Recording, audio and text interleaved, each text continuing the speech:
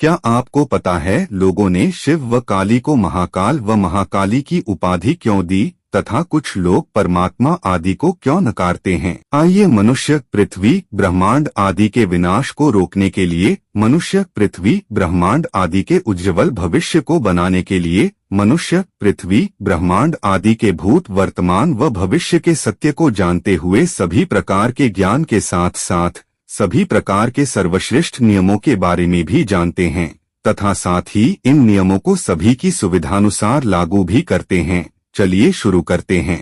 लोगों ने शिव व काली को महाकाल व महाकाली की उपाधि क्यों दी तथा कुछ लोग परमात्मा आदि को क्यों नकारते हैं? आइए जानते हैं। जब लोगों को ध्यान और समाधि के माध्यम से आत्मा व परमात्मा को शरीर में प्रवेश कराने का तरीका पता चला तथा दूसरी आत्माओं के प्रवेश से पहले से अधिक योग्यताएं प्राप्त होने का पता चला, तब कुछ लोगों ने, जिनका मानना था कि शरीर छोड़ने के बाद आत्माएं अधिकतर श्मशान जैसी जगहों में ही निवास करती हैं, श्मशान जैसी जगहों में जाकर ध्यान व समाधि के माध्यम से आत्माओं के संपर्क में आना शुरू कर दिया। बाद में जब अधूरे ज्ञान के कारण आत्माओं से परेशान होने लगे, तब ऋषि मुनियों से सहायता मांगने लगे।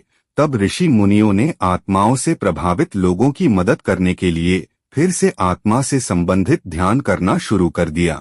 अलग अलग कार्य करने वाली परमात्माओं के अलग अलग समूह बनाए और विभिन्न प्रकार की आत्माओं को कंट्रोल करना शुरू कर दिया।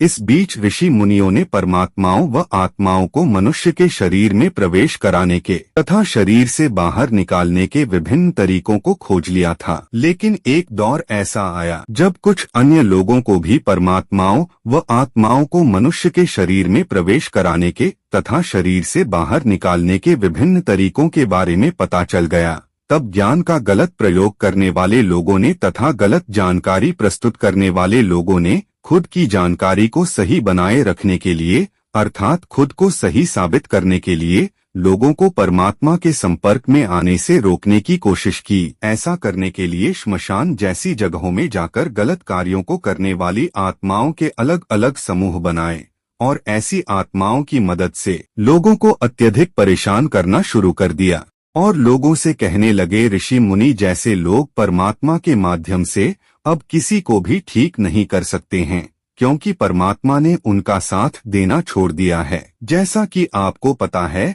गलत कार्यों को करने वाली आत्माएं अपनी इच्छाओं की पूर्ति के लिए कुछ भी गलत कार्य करने से पीछे नहीं हटती हैं, लेकिन उस समय तक कि परमात्माएं गलत कार्यों को करने वाली आत्माओं के कार्यों में रुकावट लाने के लिए भी गलत तरीके नहीं अपनाती थी। बाद में यह सब देखते हुए ऋषि मुनियों ने कुछ ऐसी आत्माओं को भी परमात्मा में शामिल कर लिया जो गलत कार्यों को बढ़ावा देने वाली सबसे शक्तिशाली आत्माओं को भी निष्क्रिय करने में सक्षम थी, जिसे परमात्मा का अघोर रूप कहा गया, जिस रूप को उस समय लोगों ने महाकाल और महाकाली की उपाधि दी थी। ऋषि मुनि जैसे लोगों ने सभी आत्माओं से जुड़े रहने के लिए श्मशान जैसी जगहों में भी समय बिताना शुरू कर दिया, लेकिन लोग ऋषि मुनियों को फिर से बदनाम करने लग गए। कहने लगे, ऋषि मुनि जैसे लोग श्मशान में मुर्दा खाते हैं। ऋषि मुनि जैसे लोगों ने ये सब देखकर फिर से आत्मा से संबंधित ध्यान करना छोड़ दिया और सभी लोगों की तरह साधारण जीवन जीना शुरू कर दिया। लेकिन ज्ञान का गलत प्रयोग करने वाले लोगों ने